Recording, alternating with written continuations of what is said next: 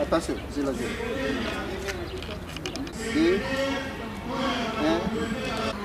1. Au nom du Père, qui Papa Gisoloke Lukelo, du Fils, dit Papa Dialungana Kiangani, et du Saint-Esprit, dit Papa Dengena Guntima, en la personne de Papa Simon Kimangu Kiangani. Aujourd'hui, on est le 8 du 3e mois de l'an 2015. Nous nous trouvons dans l'enceinte du centre Kimangis d'accueil et de conférence de Kinshasa, plus précisément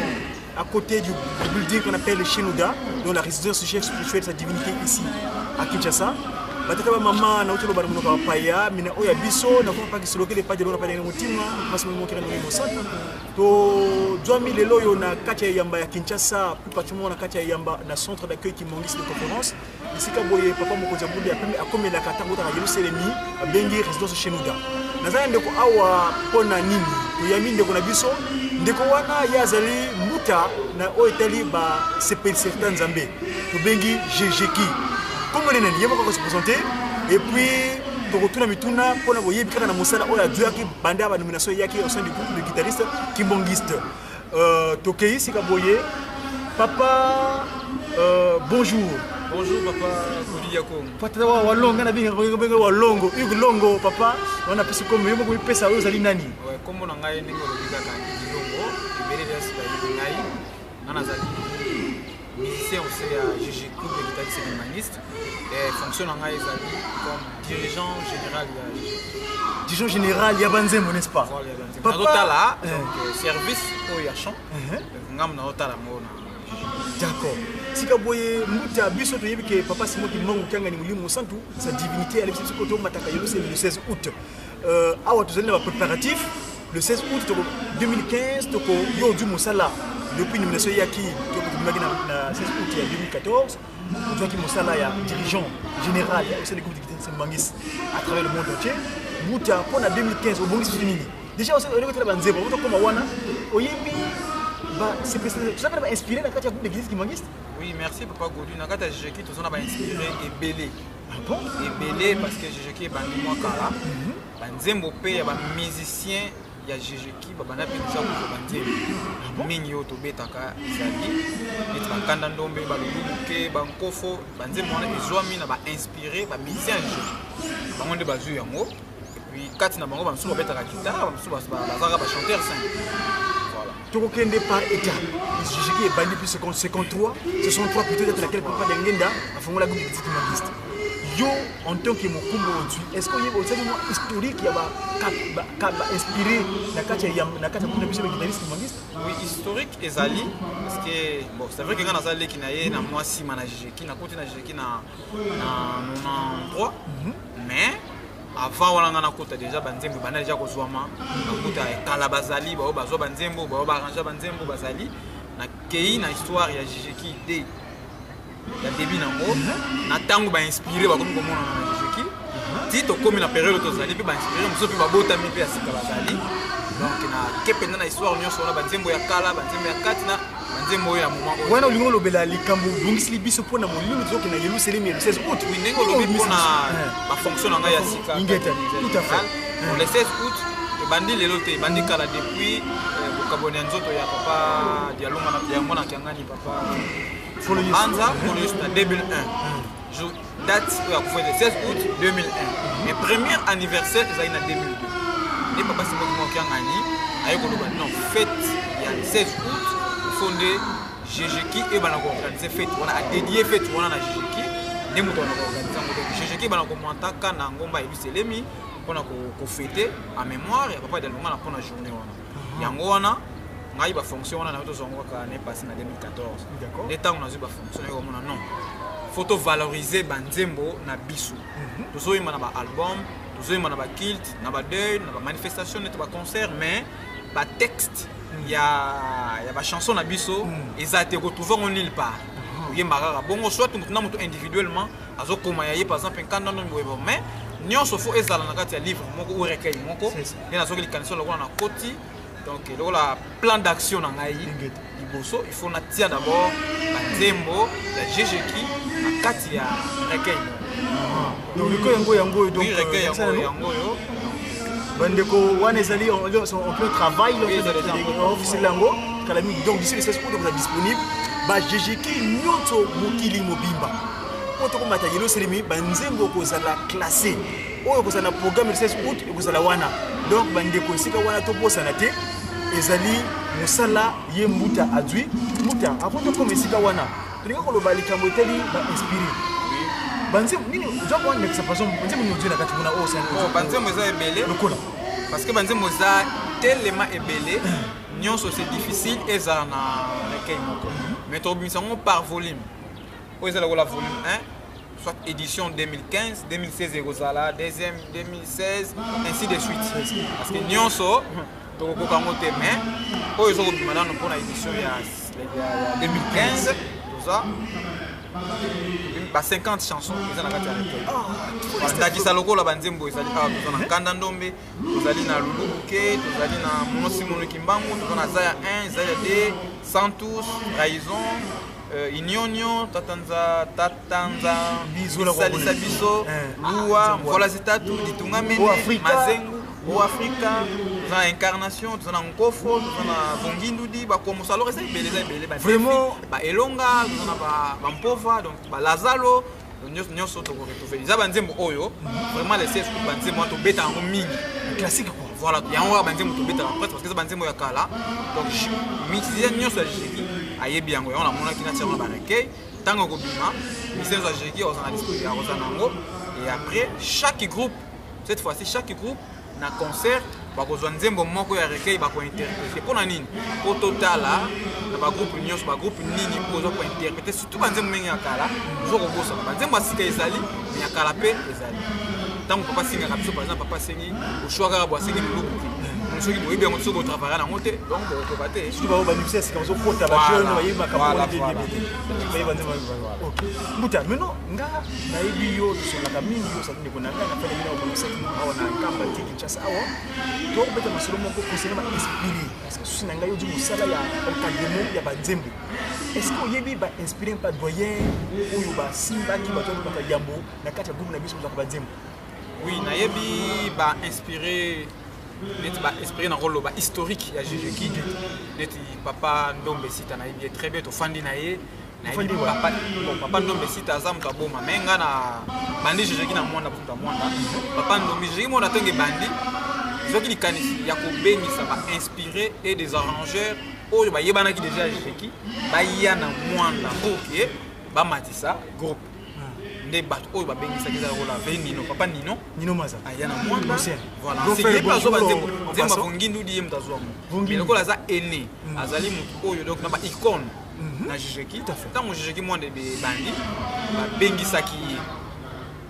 babengisaki ye aye na mwanda aforme groupe ebimi et après groupe eko bengisa siko papa Elvis Mavambo ayaki guitariste arrangeur et inspiré ye azali na boma na mwanda eza mosika te mana koya mingi na mwanda mpona pe 3 mois papa ndomi mpe azokoya donc nayebi bainspiré wana nayebi banzembo oyo bazwaki oyo azwaki oyo te ainsi de suite. Est-ce que peut être ndakisa par exemple papa Elvis Mavambo Elvis wana azwaka nzembo nini par exemple papa Elvis Mavambo azwa banzembo ebele nzembo lokola lulubuki ye moto azwango non tata nzambinge yezola kwa kunene ye mambu maku mena kindembikisa eza nzembo na ye ya liboso ndenge ayebisanga yango wana est-ce que expliquer quand tu fais de la nzembo bon expliquer ngai te kati azaki d'abord eza nini parce que jejeki boma place ba inspiration mingi ya jejeki banzembo tokutaka toyembaka ekuta wana kanda ndombe lulubuke mazengi litunga mene fintangu donc zaya 1 mvola zitatu nyonso ekuta kuna kimbangiste kaka papa Elvis azwi banzembo ebele basantus un appel les fils bien-aimés jour. Vraiment, on veut rentrer un certain hommage ici, vraiment dans le cadre de Banzembo Wana. Elvis Wana, en tout cas, perd son âme. Oui, perd son âme, c'est à Koufa déjà en 2012. Mouta, est-ce que vous faites l'impression de Mouta Wana parce que Ninga, c'est parce que avant Mouta Mouta Nabiso, Mouta Basole, la mise à la disons Glody, le Kimbangis, le best-of. Donc Banzembo Wana, il y a un arrangeur Banzembo Wana, il y a un Moutou Azwaka. D'abord, Banzembo Wana est en Kandando. nzembo nkanda nombe eyebani na bato nyonso moto azo yango ezali papa ndombe mais par ba recherche na bato oyo bazalaka na bango neti papa delay nga na tutai na papa delay na solo na bino te nzembo nkanda nombe eza ndenge papa Elvis Mavamba ye azalaka kimangisi te à l'époque azalaki officier militaire akimi armée aye kozonga na bomba parce que aza mwana bomba ntango ye azongi nde na encadrement bali kokende kosambela na babe yango nde neti terme nini yango ozwa baterme moko tozalaka nango bamindikudi bato babikolaka basambelaka bato parce que baesprit mauvais banayi kolanda ye ekima bazalaki bakimbangisi ntango bazwi ye bakamarade na ye baza bakimbangisi azobana kosambela kuna avant ke akomaki akoma kimbangisi et après par baprière wana akomi kokapte banzembo parmi nzembo oyo akaptaki ezalaki nkanda mais azalaki na mokimbangisi te ye mpe amiyebaki te ke azwi nzembo or GG qui déjà dans boma air on a si bandaki on a explication ya ye ndenge ye ayebisa ye papa Elvis ok et ben tant ayoki ba son wana azoyi ba teke zonza parce que ayebite histoire ezisi mbangisi ndenge to inspire bande mais ayebisi siko na ba oyo baza na yebembeni ke non nazoyoka ba son moko boy to ba texte moko boy ezolo ba boy bon kana no boy ba ndenge ozoko yokela wana ozwi nzembo allez azui texte wana apesi yango na papa Ndombi parce que papa Ndombi azalaki premier président et dirigeant parce que bayeba na papa Ndombi papa Elvis wana explication na ye tango apesi ye azo continuer kosala mais apesi texte mais arrangement na kosala mais ye azalaki instrumentiste akobeta guitare akobeta guitare antoki mbikudi antoki azokende kosambela kuna mais après papa de lay baye kobenga no lokolo obetaka guitare groupe ezali yaka oyako kota na l'église et puis oyemba obeta guitare na Jésus ayokelaki bango ye kokota na Jésus ntango ayeti boyo Jésus nzembo ya liboso oyo ayebisaka soit arrangeaka ezali nkanda ndombe kokota na ye nde nkanda ndombe ye na Jésus kibongo babuta ebele bazalaki ntango wana oyo nazopesa eza explication na ye parce que eza na deux tendances le papa Ndombe le noir azolobaki ye mutu azwa nzembo papa Elvis mpe azolobaki ngande mutu nazwaka nzembo tokoki kowelela yango te mais lokola nazalaki kimbangisi te nde nasedaka yango na pesa mais lokola mpe Ndombi komona ye ya mboka ezali Ndombe sita keili mpe kaka bongo mais vrai inspirateur ya nzembo wana selon ye eza ye ntango ayekusi nzembo wana na jiri boma bayekoli yango babeti yango kuna na boma ntango babeti nzembo wana église kana ezona bakilte bafidèle bandemi basilikaki mpona nini parce que texte ya makambo ozoloba bamoni oloba makambo moko ya sika ebimi c'est comme si bafonde nzembo ale bandimi basiliki babengani papa Elvis wana parce que bayebi azali mutu ya mokili azali na basuki lokola bisi ya mokili boye bazwi babengani ye soit disant ke ye aye na banzembo ya kofonde nde angolwa non nzembo ngati nazoki yango nazoki yango ezali papa Ndombi moni ba atikeli ye bewa selon ye papa Ndombi kimi aboyi babi non ezaka yo muto ye na nzembo nde azongaka na ye sima azongi sima ayaka azo Jésus aye kosala voyage aye Kinshasa ntango aye Kinshasa fo ye kokutana mpe na Jésus oyo eza na Kinshasa ntango ye aye eh ben chaque mercredi ezalaka bajour oyo Jésus Kinshasa bana obeta na monkoto na résidence ya papa Denge on a besoin d'explication oyo apesa nga yango bon lelo peut-être ye moko ne fallait gaï mamel wala zate na koloba oyo ndenge ya yebisala eh ben accueilli mercredi parce qu'à l'époque pour obeta na Jésus Kinshasa ata outi na province oyo na témoignage na yo oko sala ata 2 mois obeta raté pour na nini Jésus Kinshasa est considéré groupe moko besoin ba meilleur ba moni ye outi na intérieur ne toza inférieur ne to yebito ba mona muto pampamba tango ya ye qu'est-ce qu'on mercredi na place ya Jésus kuna na mokoto betaka akuti bato bayaki na te bato bayambaka ye pe bien papa Nino papa Mas babandi ko yekusa bango nzembo ya kanda non naza na nzembo moko boye yoko ngono papa Mas papa Nino bamoni quand même intéressant azobeta pe guitare abandi ko yekusa bango yango papa Denge nasalaka 3 mois abimaka ndako alors basutuka boye ndenge azoyekusa bango papa Denge nda afungoli fenêtre Taliban. Raisonner que papa n'a 3 mois bon na été et que bino bozo ko gratter na bino bozo ko nzembo afunguli bon na ndenge bango ba bangi. Ah c'est que nzembo papa sepeli na monter ndenge ni papa bi. Nzoka ne papa a sepeli na texte wana. C'est maloba. Donc papa siko aiko après 3 mois papa yangenda abimi tango abimi ayebisi bango nani aye na nzembo. Papa ni nolo bimu kaye nzembo oyo papa Elvis awuti boma be ah ça va bobongisela nga nzembo oyo dimanche na kozana église na kosenga bino nzembo na bato oyo baboyaki yango basali nini bayebisa bi atuni ye papa Elvis ozofanda wapi ya bana kofanda na pompage musika ya centre de quai ya Kasavumu epa ya papa moko papa da azalaki pe na bino na poto aussi akufa ba papa da yaki message anofanda na ye kuna pa na ye ayebise lokola ozofanda musika lokola nzembo oyo nakoyokola na kosenga bino yango dimanche na pesio studio kenola na ba studio oyo nzembo dimanche na kosenga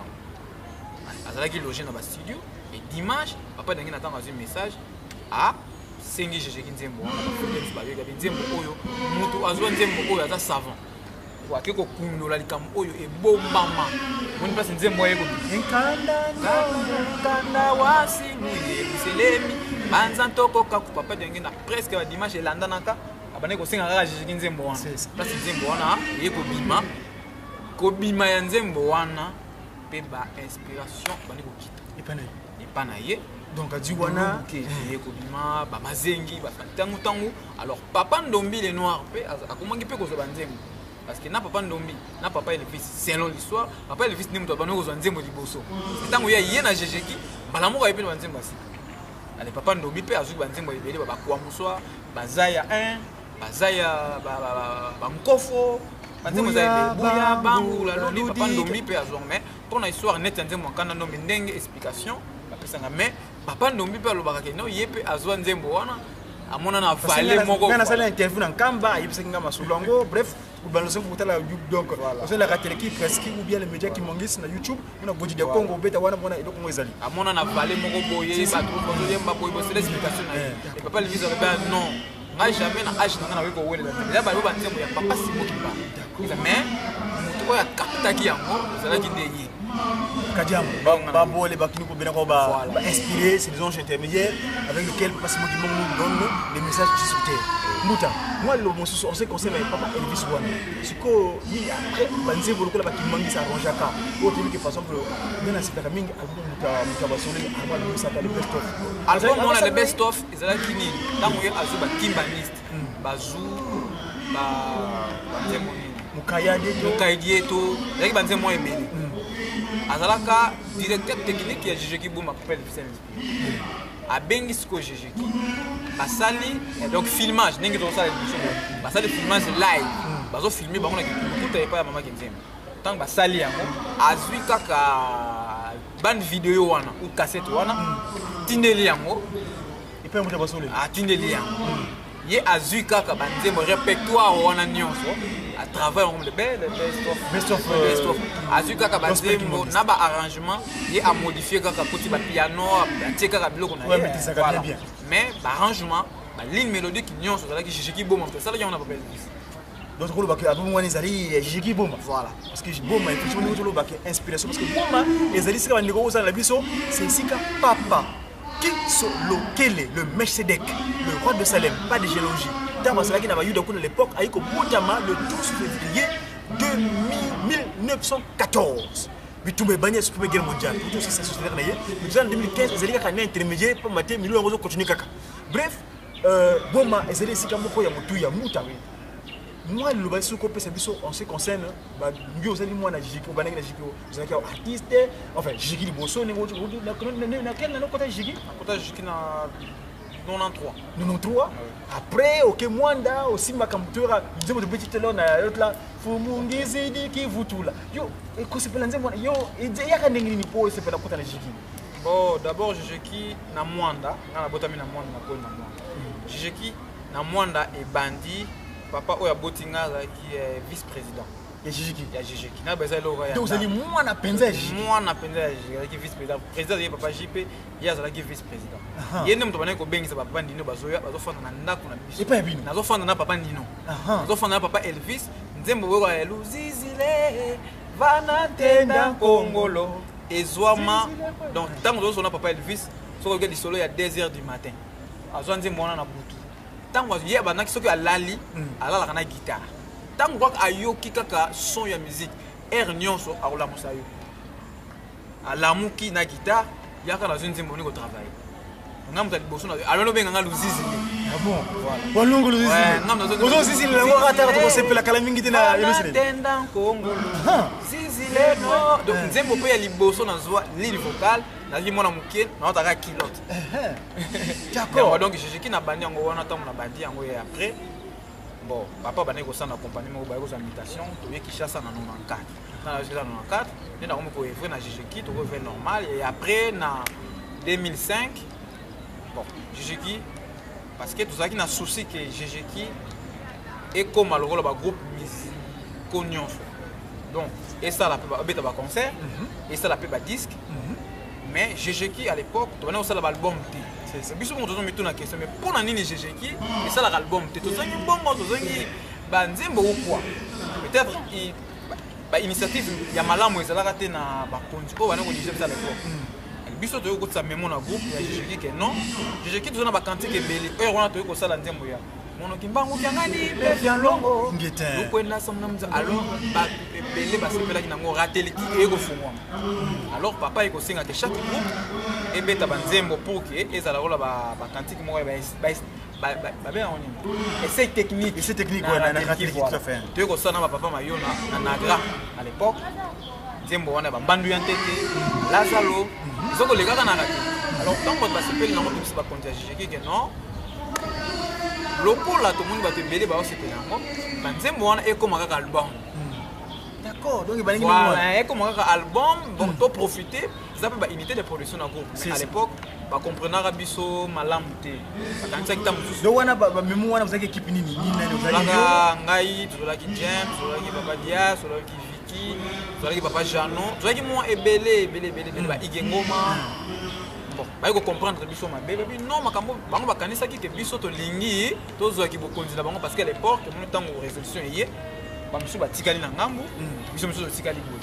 ba makanisi na division wana biso lo to tikala ki to lingi to koma ba konzi or biso ba o ba tikala ki na ngambu susu ba yi considérer comme ba meilleur musicien ba yi musique ko le biso mais c'est Jéjeki qui n'est kuna voilà or biso papa Elvis wana ayekusa papa tonto wa longo guitare tonton walongo comme esika wana voilà za soliste Jéjeki yem to zo banzembo wana or inspiration oyo banzembo banai kozwa ko nzambe aza compliqué bito ko esika wana mais bref oyo histoire ni ko tine pona donc to sali bongo groupe et kozwa décision avant ko to wana yo ko tala ndakisa ba mission mususu ya Jéjeki basala ba album na bango individuellement ndakisa lokola papa Mas papa Baroza Mas zani no voilà bazali ba musicien ya Jéjeki mais balongwa ki disasa bakendaki na pona koluka vie soit pour pena ba souci kaka ya groupe bakei angola ba kipoto ta ba ko na poto basala ki album na bango bima bakande ou ko ba to na mpuza basala yango na image ya Jéjeki te mais tant que des musiciens Jéjeki basala album bango mibale c'est ça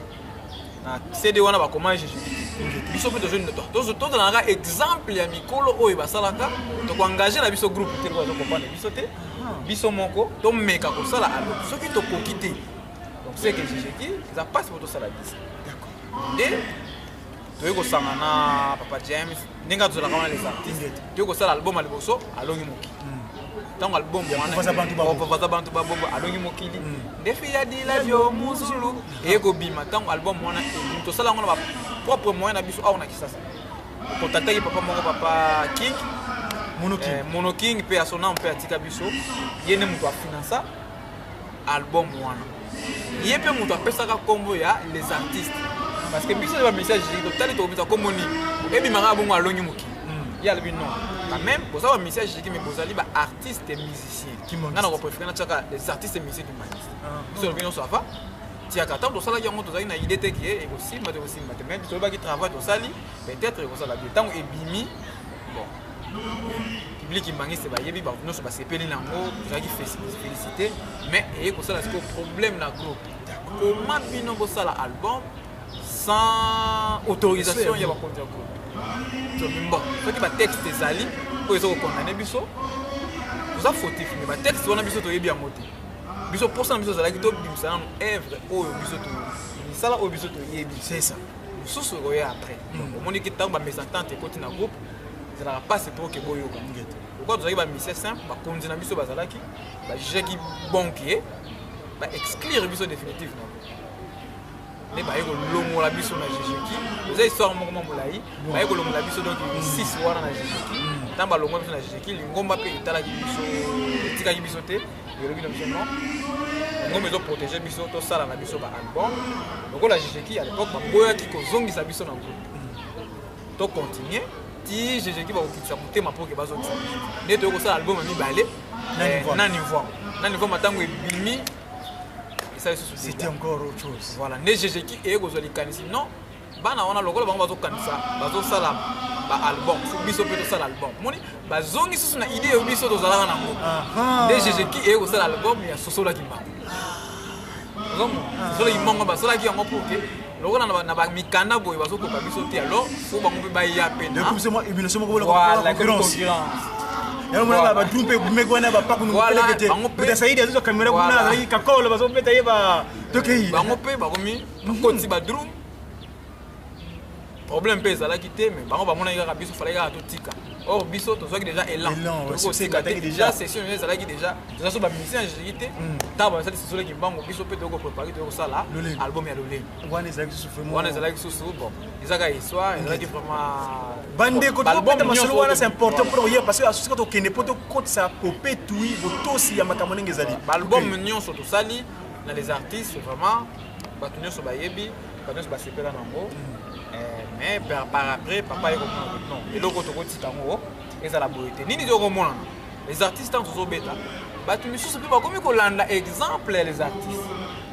ba les chanteurs qui bangis c'est ko bima na Brazzaville ba trouvaille na poto pe individuellement te belé ba comment ça l'album na idée kaka ya ba noro et belé et comme le la dans ba vent moko boy ko takina église ya ba album na ba groupe pe ba comment ça album alors moi des ordres moko eko kota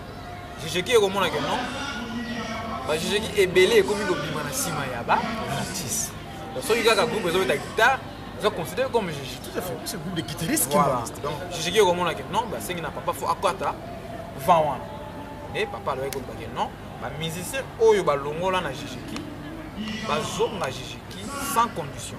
baoyo misusu oyo bazokobetaka na bango miziki oyo amoniki alingi na ye ayemba abeta guitare akota na jejeki c'est ba groupe nyonso wana na les artistes na ba groupe nyonso eki kufa biso ba les artistes eko réintégrer alors ngai individuellement yote muzaki mutayamo parce que bande konga na odayi na kamba wana fani 5 mois na kuta kio déjà yo mutali ya mosco odoyi parmi le groupe wana yo ke to ya avant parce que keleki mwana pourquoi bon muliki musala kindenge yo ko moni to lingaki eloko ba ko sala mingi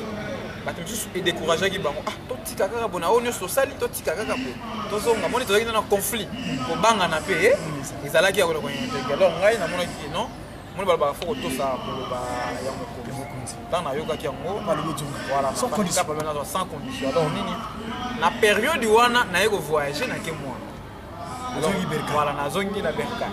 naye kokende mwanda alors jeki mwanda yambaki nga na motema moko donc mwana na bango akenda Kinshasa na Kinshasa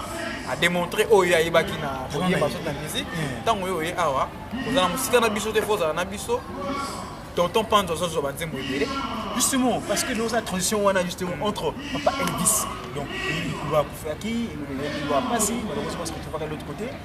en tout cas nzambe yimuka yebininga bumakabane bana na satangu na tite likolo sikoyo moi transition wana ya papa Elvis akei tonton wana yeba nzembo nini par exemple bazo kana kesa ne baloba na lingoma na biso ya pasi makimbango mais to rapport papa Elvis azalaki na loba bibliothèque ya Gigi soit inspiré oyo azoba nzembo mingi na Gigi ezaki nakoloba azali pe donc meilleur guitariste ba guitariste nos arrangeur na kata Gigi papa Mas pe bazali papa Zizi bazali papa Berison bazali basa ebele mais ye abana ikoya a captain nzembo ye moko arranger bino peut-être beaucoup discuter quand beaucoup participer na arrangement oyo asali beaucoup modifier mais ye bana ko zo nyonso bana ko beta guitare kito alors azali pe grand formateur moni tango zo beta faut ba pe former à venir alors na ko former wana tonton Pandu azalaka na mwana ayebaki na ye ko beta ba guitare basse mais tango akiko tanga na boma akena jiki papa le fils avec non yo nazo mona yo osana droite moko abi mais yaka nazo ko prendre yo guitare okoma pe talentueux longo place yo zo fanda ya ko fanda ndako tonton Pandu wana akiko fanda na ndako ya papa le fils dans la classe donc ala la kana yi abani ko apprendre la guitare ko yekusa la guitare banzembo akala zo yekusa ndenge za la guitare nzokande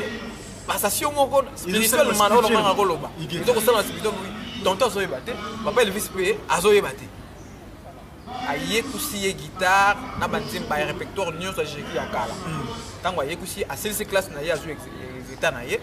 azongi na ye montant azongi na mwana tango azongi kaka après 2 mois. C'est là après 2 mois dans azongi mwana. Wana zo betela masolo yo. Ayeko zwa nzembo ya bandwe ya ibandwa nti ndema liboso tonton Pandu azwa. Balongo si bake mbazwi nzembo. Ye ayebaki pete ki azwi nzembo. Na ndako na bango balabi non yo to yebele mama banzembo te. Grand frère na ye azwi ye amemi ye ipaya papa se non mwana woto fandi na ye abeta guitare mais ina nkamba ina nkamba neta yeko yobanzi mais papa toza na ba hésitation est-ce que ça banzembo ndingi papa la oui komi ko so banzembo akomi voilà papa abondeli pesi mai afongole mato tango azongi na 2002 oyo kana 2002 première fête ya anniversaire ya GG ki yo ya 16 août GG ki mwanda eye na nkamba ndenge za na concert batu nyonso tofandi toyoka nzembo jima mono kimbangu kiangani mpe vya longo ye mutazwa kango ye mutazwa afongola ki matoi SKK molimo santu vraiment songi ezali ndenge moko sakana te po bateye dit biso pe demi histoire que niveau mbanza kimbangu à l'époque quand tu nzembo te masimo à l'époque Cyrus donc le Seigneur investit pour rétablir l'ordre spirituel ayebo afongola ka nzembo na sifa to ki muta donc mono kimbangu kiangani nzembo non abeti nzembo wana na nzembo yoka bandu ya ntete bakondo parmi ba meilleure chanson alors la nzembo wana GG ki nyonso yekolia yango petango to yekolia yango pe na Kinshasa yeko sala pesa biso idée ya ko sala album par rapport ya banzembo wana on va za bantu babo bala moko tonton Pandu wana bon tango résolution eye batem so ba se retrouver na ngambo papa Elvis dommage ali tu na makasi ki bosuni mingi na ba bana na ko ba ki musuni penza te bon loko les alaïga ka bongo esala mena bongo esala meni bongo tango ya ki et tonton Pandu ayeko zo relève ti lelo banzembo loko ba trahison ba mfumungizi di ba elonga ba wiswadila ba nzambe me kunyongingi banzembo ebele tonton Pandu na zozo oneso tobeta ba lelo ba nzaini kukini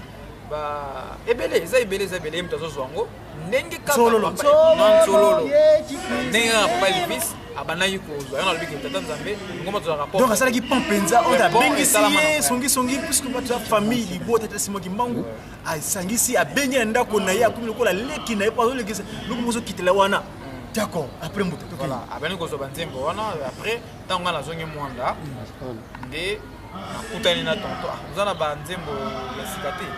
ni après c'était nzembo ya elonga na kwa nzembo na elonga na pesa ki bino tango bisika mbuto ko zongi wana parce que boni papa Hugues artiste parce que bon jiji mwanda donc pe ko sala nzembo wana nanu moko elonga single moko ma single tato sali alors que bouger ki mwanda localement tango ba sepel ngo même na kata groupe sengi na président oli ezalaka nzembo moko lokola banzembo eza ebele onga na kutaki ya magitoko wana ekomaka ka album le groupe mobima eko voter que non to sala banzembo ba elonga mimbi kudi matondo tuvutuni pangeye sema mabio ba bikuke bozonga na bikuke na wana kaptu papa wana sko mutu mususu azwaki voilà hier ko zwa elonga ozaki na mimbi kudi eza mo ebele azwaki comme mususu na mutu nazobosa mais toyo ko sala album ya GG ki mwanda ya trahison tant album wana ebimi batu bamoni image ya les artistes ebimi na mwanda voilà bituma za rapport fete abomi les artistes mais ayeko bimisa voilà tembo yeko bimisa mais c'est officiellement c'est-à-dire que c'est que zonga ozongi siko bimisi yango na ndenge logomba tembo wana yeko parce que les artistes ils allaient longa plagiat ya GG na sens nini tout à fait baker d'homme même arrangement kaka oyo sauf que perfectionnaki yango mokie tokoti percussion na clavier vraiment allez c'est que mon appel tozwi kaka idée wana bandi ko travailler yango allez ko pesa pe après wana ba jejeki mosusu ya province ba ko mota balandi exemple wana ba bini balandi jejeki bo malandi ba jejeki belé ko ça sur album alors ba mosusu pe ba ekomi ko déformer arrangement na ba cantique mosusu ko pesa susu des ordres jusqu'à le dernier mot le septembre parce que Mbango a Sangisi Bisso a Pessi Meko que dorénavant au était guitare c'est exclusivement le groupe de guitaristes Kimbangis yo Gaki c'est bien Gaki groupe d'animation accordéoniste Kimbangis donc accordéon na yo mais pour ça ni sa guitare na accordéon bref muta tulingi ko six parce que na média tango za kamukuse yo odi musala il ba nini ozo lingo pesa na ba guitariste yo c'est mukini ba jigeli zo mukini ko na musala odi ya DJ ya général ya banzema ouais lo ba izaka na ba guitariste no sa mukini ba musala ngo eza munene na mutu moko mibale misato ko kamoto d'où il faut travailler ensemble idée on a eu oyo et ko continuer ngambo on a sali ya monano pour la première édition soit édition en 2015 mais en 2016 on a consulté ba CEO nyonso donc ba dirigeant ba jiki nyonso ba directeur technique ba inspiré nyonso parce que oyo saka muki nzembo za ebele parce que chaque ville chaque mboka chaque jiki et puis misaka ba nzembo par exemple nkanda ndo bima na jiki bomba eza nzembo mususta mususu et bimi na mbanza mo na kishasa to yibia to roba ndenge nini to roba ngo ka tango to ko koma le 16 août il faut bayaka ba présenter biso ba nzembo na bango ya sika mais tango ba nzembo ya sika ezali to ba pe ya kala pe ezali parce que tango papa asinga biso nzembo asinga mingi majorité ba nzembo ya kala yango na tie na kati ya recueil oyo ba nzembo ya kala oyo ba muta na biso ya première ère na arrangeaka ba yembaka ba zwaka oyo mingi to yembaka na tie yango awa comme ça tango to kuta le 16 août même na ba répétition na place neso bazali ba yoko tala par exemple na recueil na page intel to va motel ba boye ko na parce que ba ebele bazo kota sika ba yebi ba texte ya ba nzembo ya jigité ngomba ona ba voilà na ba arrangement na do na ba gamme nango ezali na ba arrangement kanda no na ba to ba arrangement ngo ezali ba lulubuke moto a arrangement ngo eza papa Mas na tie pe azana kati kanda no muta arrangement ngo ezali papa Elvis mais participation ya papa Mas Pezali na papa Zizi ainsi de suite bakotanga ngo ba mba ko mona ko na sengi na ba guitariste nyonso eloko ba yambango ba zwango ba ekozala en vente na prix moko ezali raisonnable à la portée de tout le monde parce que awa to sali ba dépense ba ya ko imprimer les belé mais ekozala à la portée ya mise nyonso ya jejeki na prix moko ezala ngo be to tinda ngo ba ce que muta yo en tant que général ya banzembo contact na yo ça na email ça na peut-être na Facebook muta muto ko zoomé loko yo ou ba commis donc église jusque sur la terre par son envoyé spécial Simon Kimbangu fondé en Kamba nouvelle chose de 2021 groupe d'église Kimbangu direction générale contact Hugues Longo direction générale téléphone les aléas donc plus 243 na au bazali na pays extérieur de RDC 00243 81 52 57 539 voilà Mbuta merci beaucoup ceux qui moi le Lobaya Souka ou bien ko bakisa par rapport à le Lobaya Souka omoni papa Bolivia Congo ndenge na sali album moi expérience ezali na les artistes na jejeki mais to sana ba regret mingi na ba oyo ba sombaka ba sepelaka na album na biso donc sikoyo ndenge tozolo baboye jejeki nyonso tokomi na difficulté ya kosala album difficulté eza po ani ba studio ekomi cher tourner ba image ekomi plus que cher et que ba album nyonso oyo tosali bato ebele awa en Afrique pe na Europe bazana ba nyongo ya groupe soit ba nyongo ya ba producteur ba oyo bazo soutenir toko évoluer ndenge ni siko ba ko constater que ba jejeki ko bisa pena sur album te manque ya financement et puis ba dette eza ebele auprès ya ba maison de production acheteur ya ba disque na biso on a moto so soma ne disque asala on peut inane apesela mbongo azwa na akanga ye bon ayebite akazine to sala yango ofele non c'est vrai que ça évangélisation mais to sala on a ba moyen moko ya biso moko soit ezana bato muki oyo baza koyede biso wana quelque part ozongi kopesa mwa libanga moko boye ya bato lozolola mbote oui bato lozolola mbote wana baya après na biso banzembo yango banzembo eza ebele tokobimisa ngo ndenge nini texte ekomami faut toyemba yango bato bayeba yango tokomi yango ndenge nini epesi tokota studio tobimisa yango na image comme na audio mais possibilité wana toza nango susu te bamoyen oyo totiaki na baalbum oyo eleki eke nango rappel on a solo oyo aza na CD par exemple ya Jijeki Mwanda ou ya les artistes ou ya Jijeki Kinshasa aza na ndako ayebi que non par exemple na papa d'achat na pesa yana lumbongo te Michel donc ndiko na biso na papa d'achat mais ye azali producteur exécutif ba produit ebele ya Jijeki Mwanda ya Jijeki Nkamba mais lelo comme na difficulté ya nini par exemple na Europe bato ebele bazana ba nyongo na ye donc bandeko nyongo na biso ye akoma na nyongo ya groupe ozomona somo ndenge ezala siko tomona difficulté ya ko produire ce album peut-être ba constater mona ko sala kinze momoko ya biso ne bilo single tosaki dernier to passe mazali mfumu ngizidi ezali album ya Jijeki Mwanda mais to koki sisi ko sala ba clip na ngote pona nini makoki ezangi ba moyen nyonso oyo totiaki pona audio nyonso etikali na maboko ba image to sala ngoni. Voilà, bandeko biso na biso à travers la Ratelki ou la presse qui les médias qui m'existent partout dans le monde entier. Ezali Mela. Biso Tomi Tongela Biso Moko. On n'a pas de vaches mères. Oh, non. Biso Moko Katubundaka. Donc nous sommes boy. Ban tout par sur l'amboté. S'il y a des qui sont localisés parmi vous, parce que papa qui sont c'est premier volontaire. S'il y a des j'ai vécu quelque part, bandeko nangai boya bosunga biso balanga nzembo ou bien ba sepe de cette nzambe pour banzembo wane comme bino banda ko na bino boyo kaka hôtel ba clip moni bosota ka ba télévision ba MTV kuna luko zangi tina sikabo pasi mo mongo alobi makambo ne ko gilitango sikabo bino zo ka makambo zangi tina banzembo na biso ne uto ba ebana kali kolo to so yoka chanter c'est prier deux fois bandeko ndenge na djiko kotina ngai yawa à propos ko ye pour baka chanter c'est prier deux fois. Cette phrase-là est valable seulement dans le kimongisme. Pourquoi?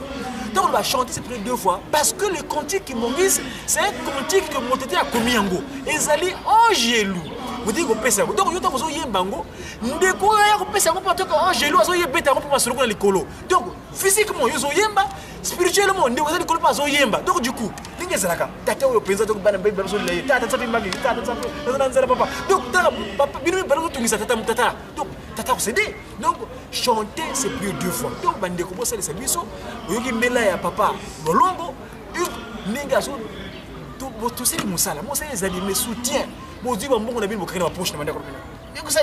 quand on avancer nini. En tout cas bandeko to fongola mitema, to salisa ba groupe ning disons groupe de partout les alliés, mais fondamentalement en général parce que y a motivation mon combat. Même ba groupe no so bima, ning général munzi alobaki papa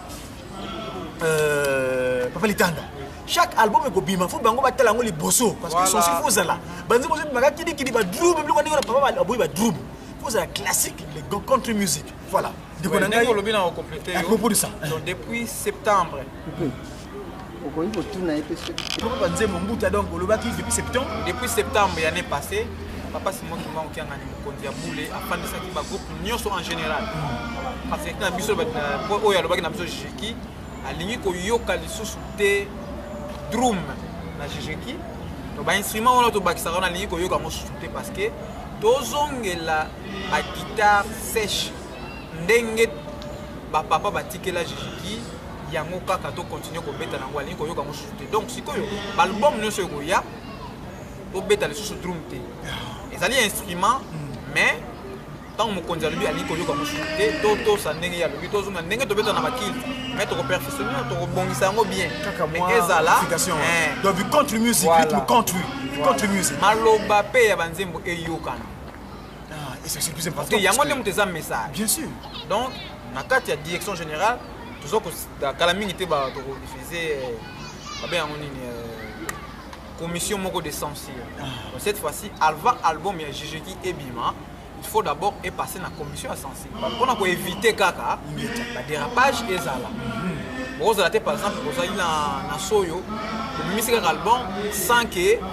direction générale soit ba yebango. Et tant que bima tango album on est ko beta mama be. Ba ko mona soyo te ba mona kaka nini bino comment bino ba beta nzomona. Ya mona tozoko organiser ngo kala mingi te. To ba ndenge to ko sala ngo sota ba musu baza na Europe, ba musu baza pe na Angola na Brazza. tokosanga na biso nyonso désigner que non par exemple na poto soki album lingi bima il faut 2 ou 3 personnes oyo bayoki yango batenir biso information que c'est bon et bimi na Angola donc tozo ko étudier yango ndenge tokosala yango parce que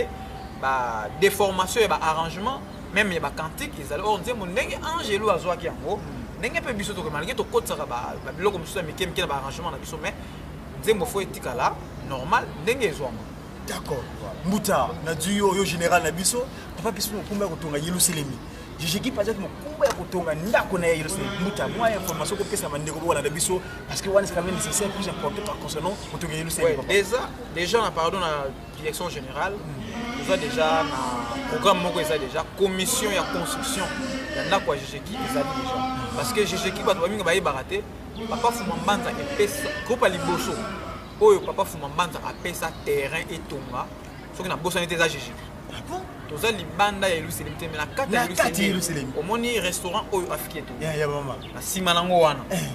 terrain mobimba eza wana ya Jijiki parce que ça fa mbanza téléphone Jijiki zongo bandaka mina de tomate mais cette fois-ci Jijiki a créé commission moko oyo eza pour la construction déjà ba Jijiki nyonso passe bazali na mikanda ba yebi ndenge kaka tokosalela toza déjà na mois oyo ba recouvrement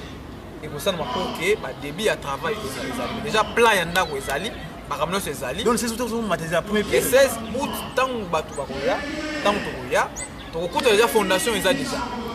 parce que na avril oyo début ya misala foyeba selon programme oyo ya commission ya construction ezali ti tokokende na 16 août guitariste nous serons le 16 août soki to tosi oyo commission ya construction esali tokuta déjà fondation eza déjà to moni yango et après le 16 août nous to organiser ndenge nini to komatisa ndako mais est-il que ndako ya Jijiki lingi le 16 août 2016 peut-être ba inaugurer.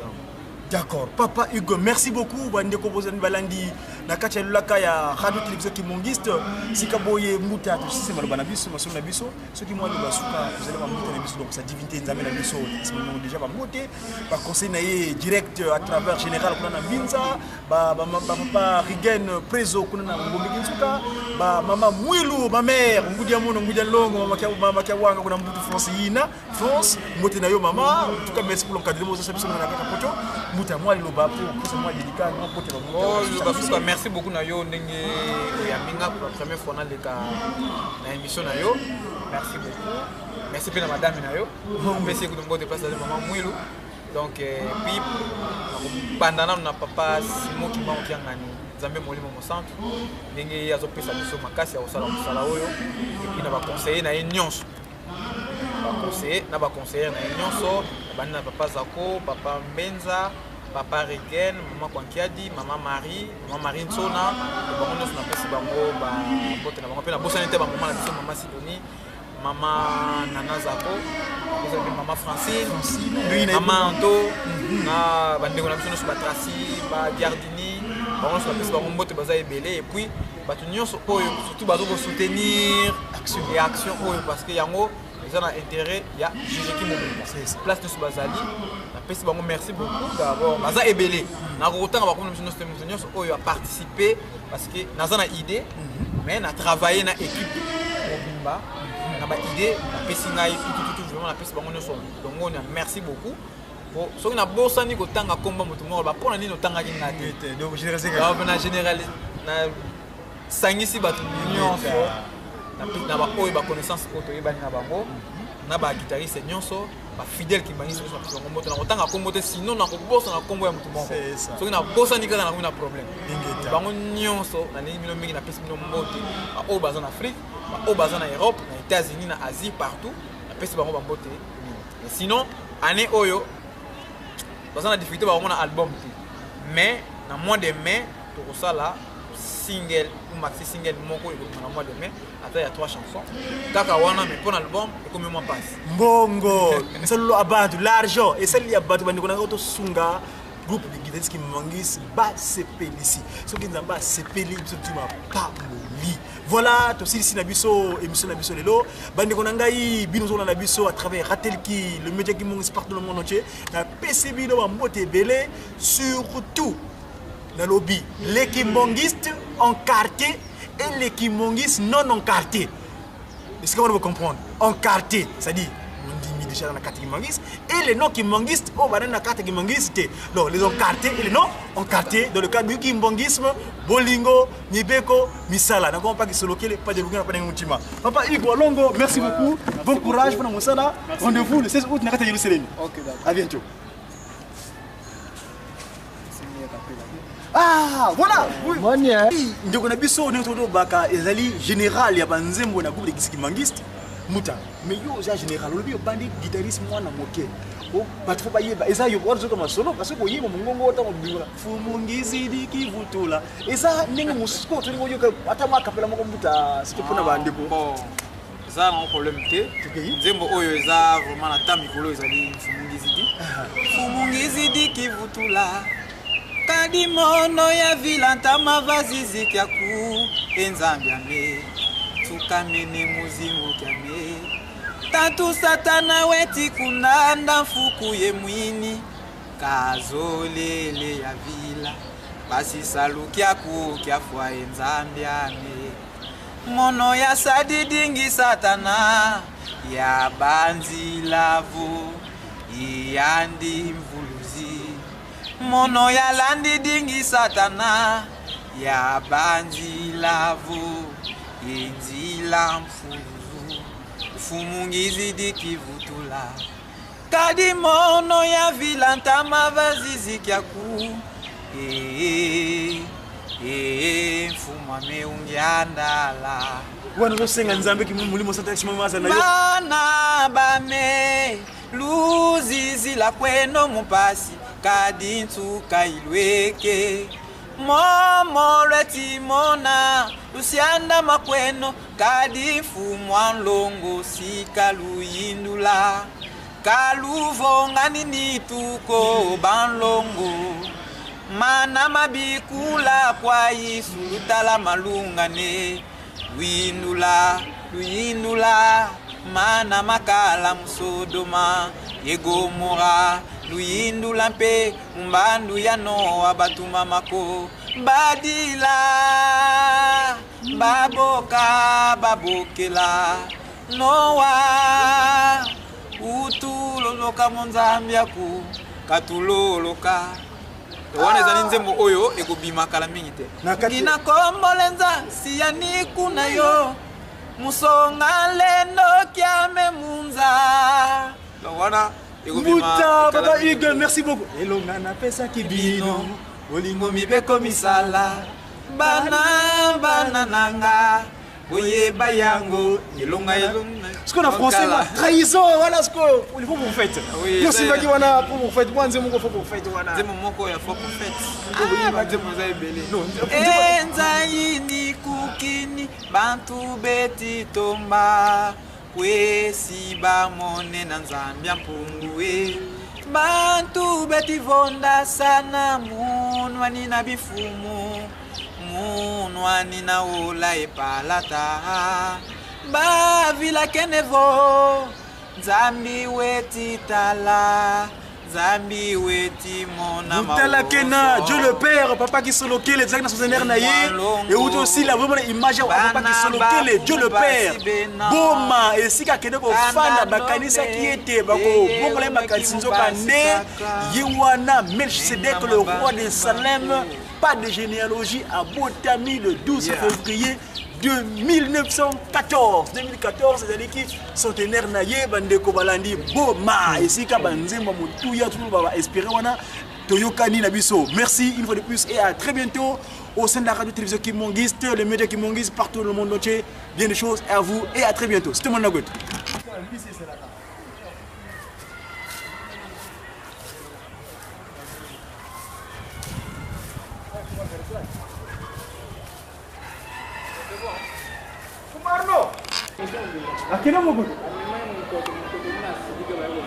Ah bon? Ah.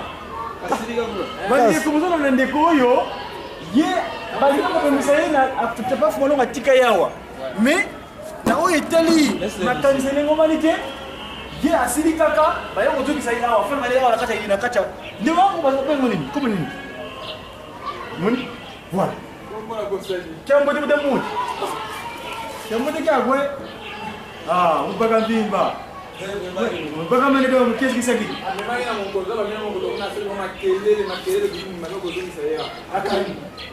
Bon.